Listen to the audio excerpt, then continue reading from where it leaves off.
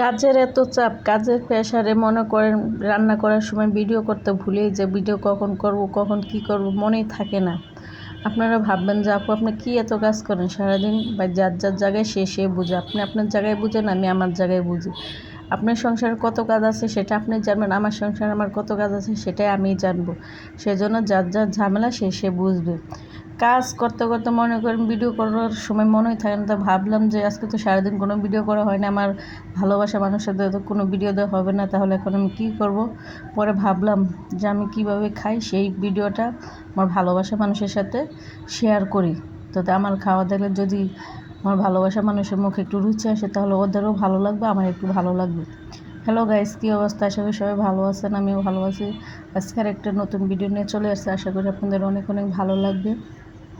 আমার ভিডিওটা দেখে সবাই একটা করে ফলো, লাইক, শেয়ার করে দিবেন।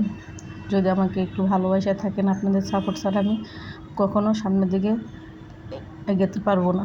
আপনারাই আমার ভালোবাসার মানুষ, সেজন্য আপনাদের সাথে আমি সব কিছু শেয়ার করি, সব কিছু বলি। যদি আপনারা আরও জানতে চান তাহলে আমাকে আরও বলবেন, আমি আপনাদেরকে আরও বলবো, কমেন্টস করে বলবেন।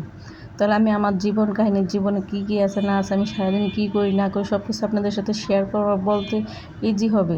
আপনারা যদি না জিজ্ঞাসা করেন তাহলে তো আমি বলতেও পারবো না। আমার মনের মধ্যে একটা খুঁতখুঁতানি থাকবে যে কি বলবো না বলবো, আমার ভালোবাসার মানুষ কী পছন্দ করে না করে সেটা তো আর আমি জানি না, তাই না? যদি আপনারা আমার সাথে শেয়ার করেন তাহলে আমি আপনাদের সাথে শেয়ার করতে পারবো। তো দেখেন, আজকে আমি কালকে যে মুরগির মাংসটা রান্না করছিলাম একটু রয়ে গেছিলো, সেটা আজকে একটু পোড়া করে জাল দিয়েছিলাম। তো কড়াইয়ের চারপাশে যে ঝোলটা থাকে, এই ঝোলটা দিয়ে আমার ভাত মাইখে খাইতে খুবই ভালো লাগে। এটা আমার ছোটোবেলার অভ্যাস। মনে করেন আমি আরেকটা ভিডিওতে বলছিলাম যে আমি ছোটো থেকে কড়াই পাতিলে ভাত খেতে খুবই ভালোবাসি। চারপাশে যে তরকারির ঝোলটা পুরো হয়ে যায়, ওটা মাইখে আমার ভাত খেতে অনেক ভালো লাগে। একটা অন্যরকম মজার লাগা কাজ করে। সেজন্য আমি কড়াইতে একটু মাঝে মাঝে ভাত খাওয়ার চেষ্টা করি। বা আমার খাওয়া দেখে যদি আমার ভালোবাসা মানুষের মুখে একটু রুচি আসে, যাদের মুখে রুচি নেই, তাহলে আমারও ভালো লাগবে, ওদেরও ভালো লাগবে।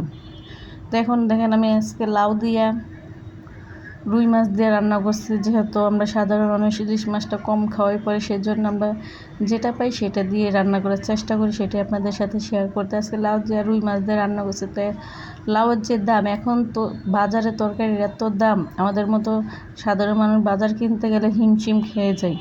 যে আমরা মাসে 2 টাকা ইনকাম করি, 4 টাকা কীভাবে খরচ করবো। যাদের টাকা বেশি তাদের খরচ করতে কোনো সমস্যা নেই, কিন্তু আমাদের মতো সাধারণ মানুষ টাকা খরচ করতে গেলে বাজারে গেলে মাথা ঘুরে যায় যে কী নিব। 1000 টাকা নিয়ে গেলে কোনো বাজারেই আসে না, মানে টাকা শেষ হয়ে যায়, বাজার আসে না।